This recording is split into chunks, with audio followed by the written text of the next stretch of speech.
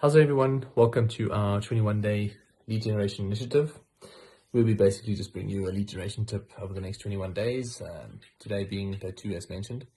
So yesterday we talked about the 3 most important things that are crucial to your lead generation success and your strategy, and that is that you need a customer's attention, most importantly. 2, you need to educate them about the product or service, where you articulate the benefits, to the point where they get that aha moment of like, I really need this is really awesome. And 3, positioning your offer is literally just, okay, that moment of where the value exceeds the price or the cost of the product, where they actually feel like they're getting a good deal. So, attention is the most important out of all these 3, because without that, step 2 and 3, won't be effective, because they won't be able to understand the product if you didn't get their attention properly and they didn't get time to really hear and read what you have to say. So they won't get the product or service, therefore the price won't be justified. So that's why attention is so important. So if we have to break attention down, there's 2 types of attention, well, at least according to me. And number 1 would be interrupted attention. And that is just, where you're interrupting someone going about their day. And that's probably, 80 to 90% of advertising, if you think about it, like billboards, TV ads, radio ads, someone watching a show or someone listening to a show and then getting interrupted with an advert.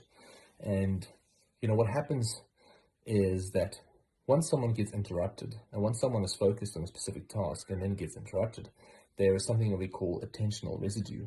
So what happens is that they, in that moment, for those 5 to 20, 30 seconds after that, maybe even longer, they are not able to truly, grasp as easily what you're trying to say as a brand, as a product or as a service. And I think, that is ideally, even though that's most of marketing today, we need to find a way to get the second type of attention, which is their intentional attention. So just taking a step back before we continue with that, interrupted attention, if I can give you some examples, would be, think about maybe a parent and a toddler, the parent watching a show and the toddler going, daddy, daddy, daddy, or mommy, mommy, mommy, and to the point where, you move focus away from your show to look what's happening. You're going, oh yeah, that's very cool, that's awesome.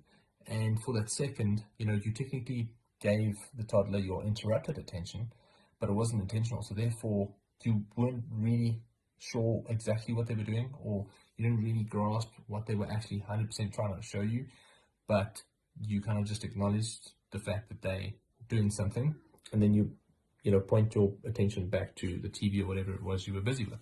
So that's kind of like interrupted attention, because you're giving someone only half of your attentional awareness.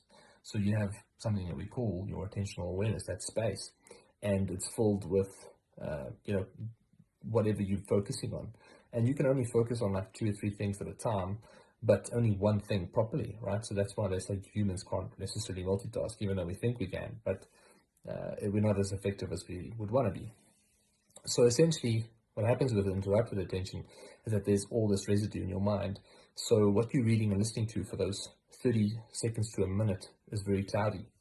So as a marketer and as a business owner, you always want to get someone's attention.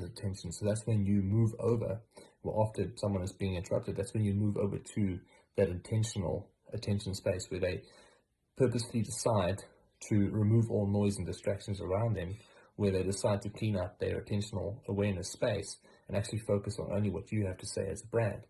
And that is what you essentially want, right? And that is your intentional attention. So interrupted attention, attentional attention.